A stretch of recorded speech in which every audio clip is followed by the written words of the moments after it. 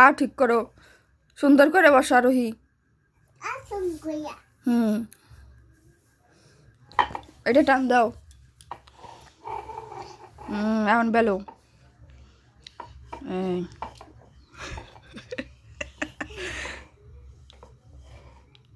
Below.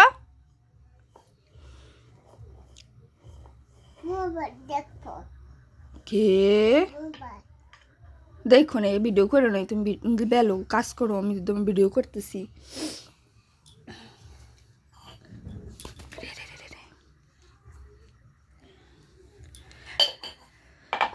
এইখান আরো বানাইছে,